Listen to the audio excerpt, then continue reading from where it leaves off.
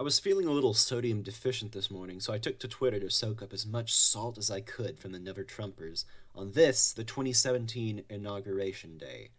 And what did I find under the Inauguration 2016 hashtag?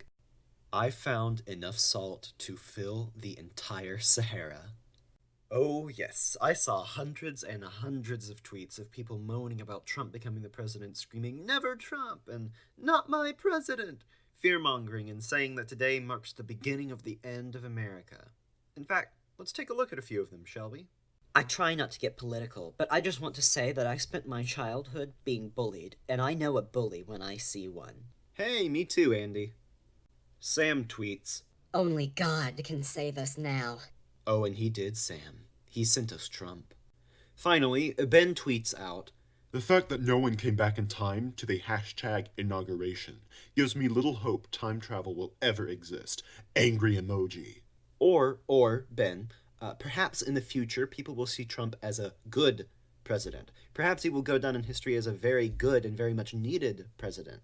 I mean, we don't know what the future holds. All we can do about Trump now, love him or hate him, is hold him accountable for the promises he made to the American people during his campaign. Needless to say, the Never Trumpers were out in force on Inauguration Day, whining that they didn't get their way. Something like 60 or 65 House Democrats, I think, decided to boycott the inauguration by not showing up at all. What's ironic about that is that they are boycotting the peaceful transfer of power and democratic process that brought them into their current positions in the first place. They are not only boycotting Trump, but they are boycotting the American people who elected Trump. Hypocrisy in its purest form.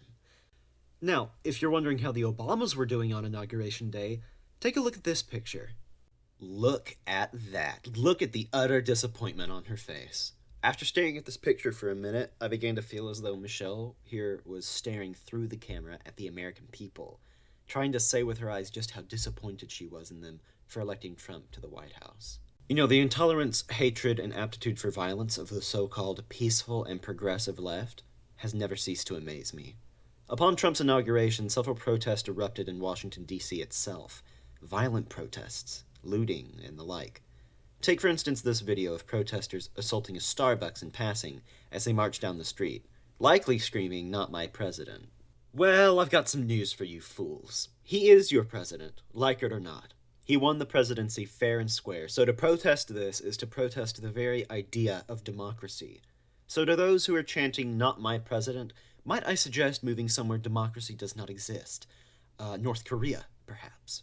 President Obama will go down as perhaps the worst president in the history of the United States! Exclamation point at real Donald Trump.